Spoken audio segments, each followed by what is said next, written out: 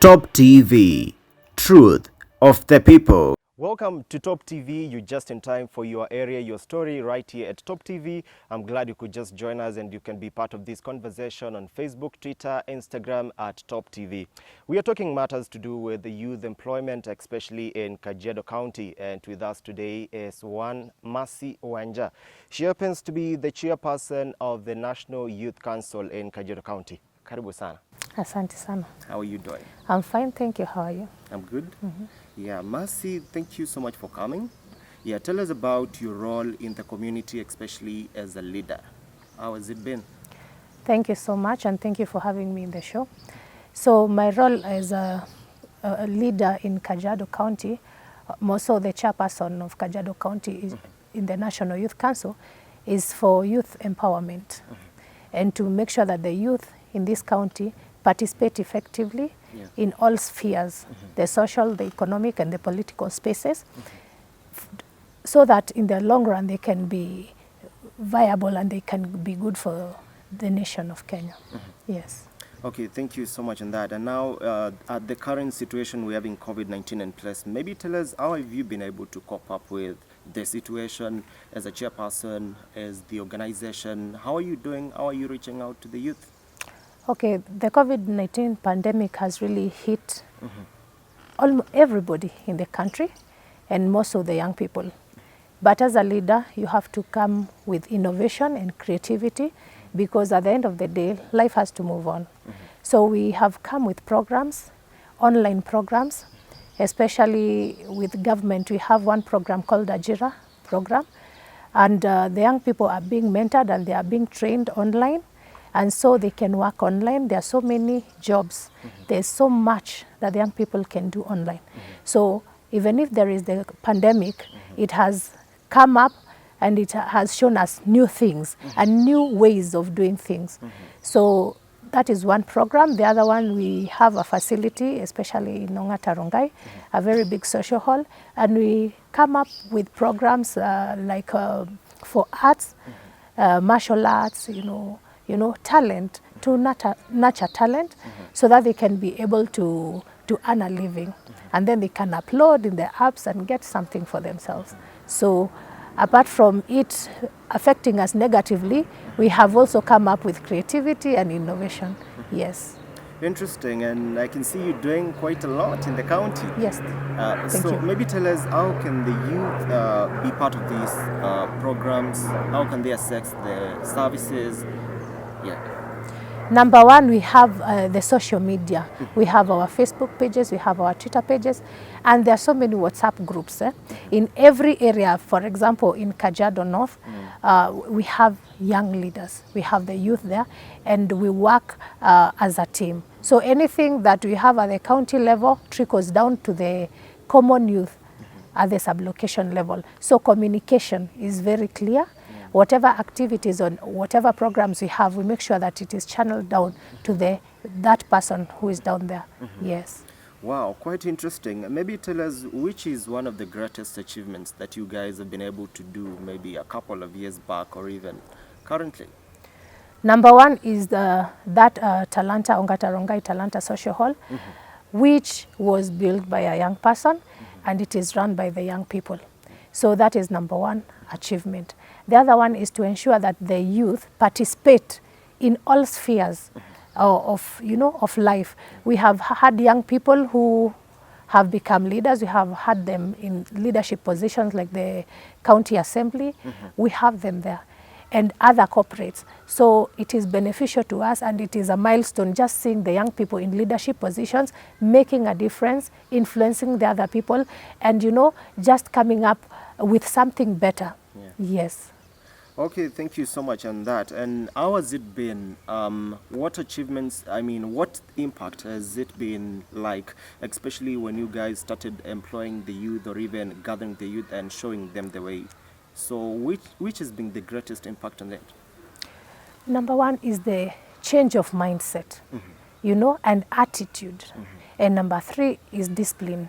When I start with the change of the mindset, most of the young people think that they can only earn a living through getting employed white-collar jobs. But we keep talking to them and telling them that as long as you're doing something that is legal, you might have started small, but it is better than just staying idle. There are so many young people who have graduated from the universities, from colleges, you know, they have papers, and they were just looking to be employed in the offices. But nowadays, after talking to them, they are starting, you know, their businesses, and they're really making it. Yes. So as you wait for that job, dream, ideal job that you want, start where you are. You don't have to beg. You don't have to just, you know, idle for, you know, the longest time ever until that time you get your job. You can start small, you can do a business, you can do something for yourself to make a living. So that one has been number one, you know, achievement to us. The other one is about the attitude. You have to have a positive attitude. You either learn to see the glass as half empty or half full, you know. So you really change your attitude. You see things positively, you know. When you think positive things come your way. And the other one is discipline. You find that most of the time, the young people lack discipline. You're told to come to work or to do a certain task, you come late, you're not dressed appropriately. But when you talk to them, you know, discipline is key, because you may have all the papers, you may have what is needed, but because of indiscipline, then you miss on an opportunity. Yes. Wow, and that looks like a great initiative. Again on that, and now there are challenges as well, and how are you making sure that the challenges that are coming across you people, that you're curbing them, how are you overcoming this, and what's the way forward?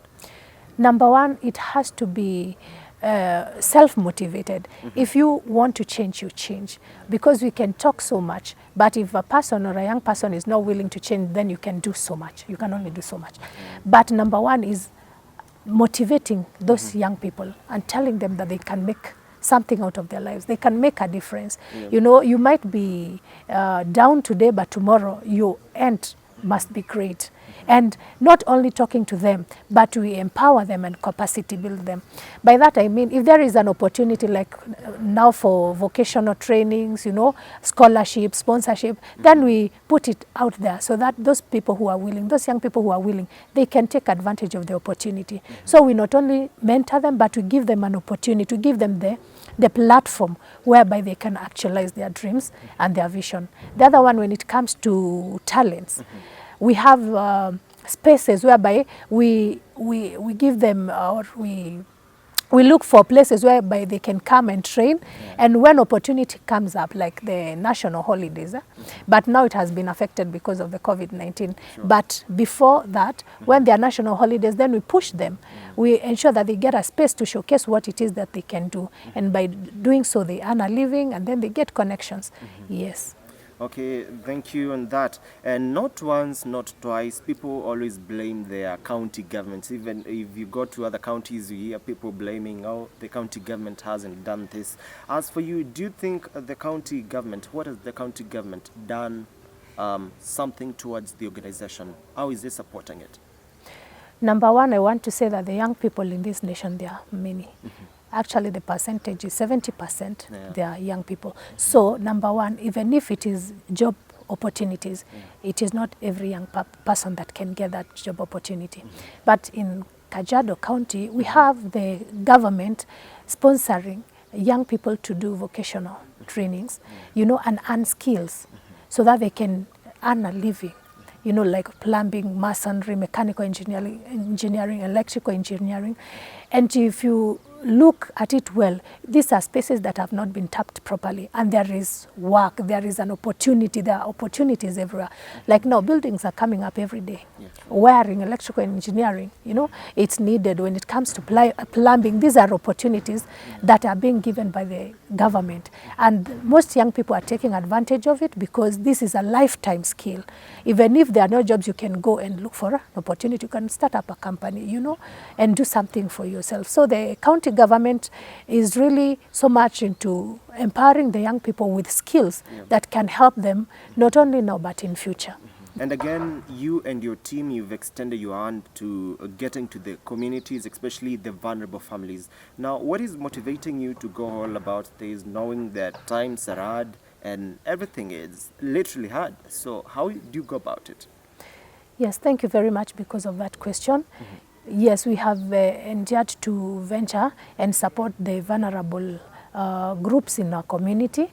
And the main reason as to why we went that route is because most of the time they lack information. They are left behind. They normally don't know what is going on.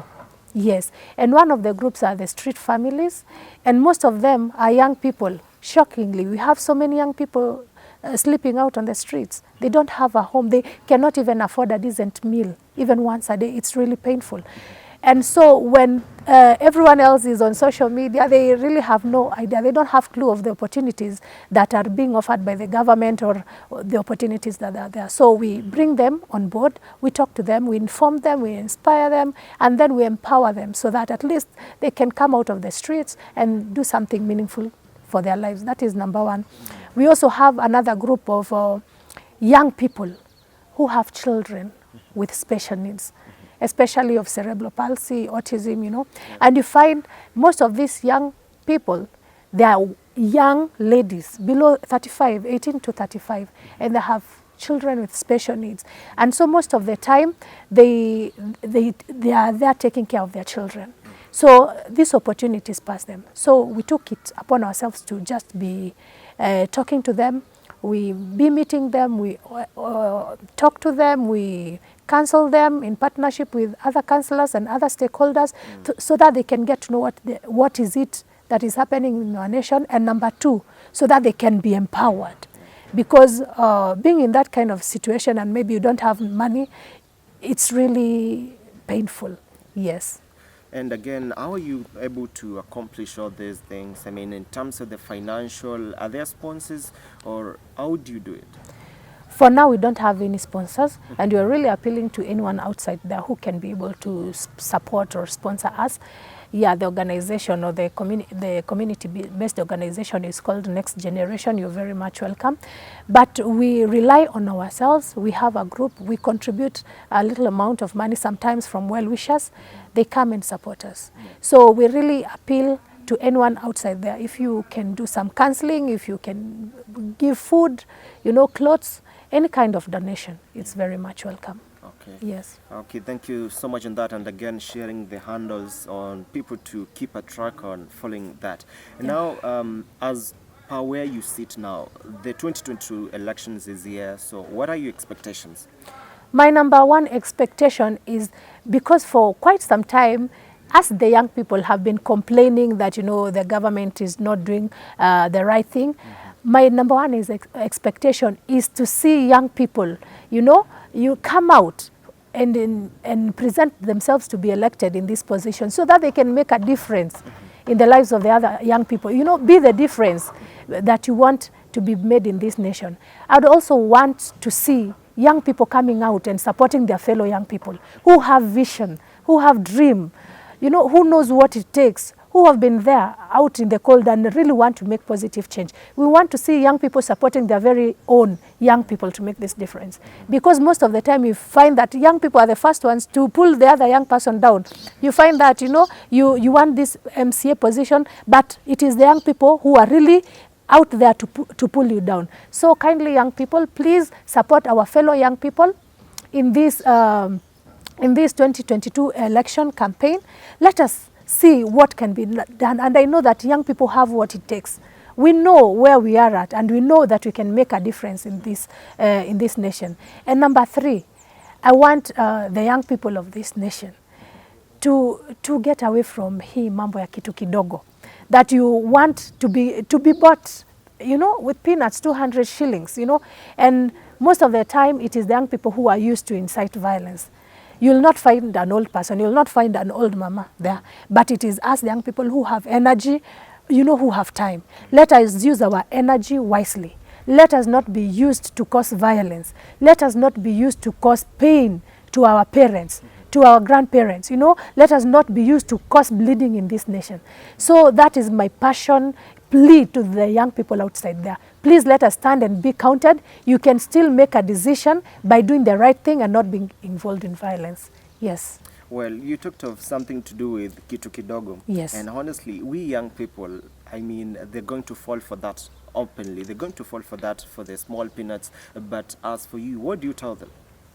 Please, even if you're given that kitu kidogo 200, please let it not carry, your mind that because you're being given 200, then you vote for a wrong person. We have done that in the past, and we have cried for 5 years. We can all testify to that we have voted in the past wrongly because we've been given money, but for that 5-year period, just ask yourself, what has that leader done to you? What difference has it made?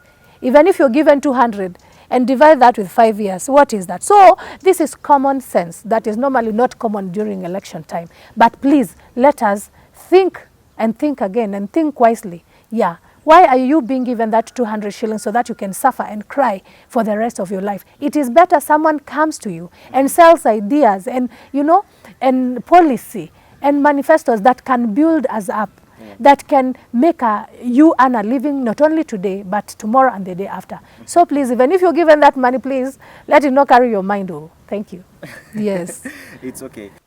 Yeah, and that has been Mercy Wanja. She's the National Youth Council in Kajiado County. And thank you so much for following this discussion. You can follow up the conversation on the social media platforms on Facebook, Twitter, Instagram at Top TV. My name is John Matava.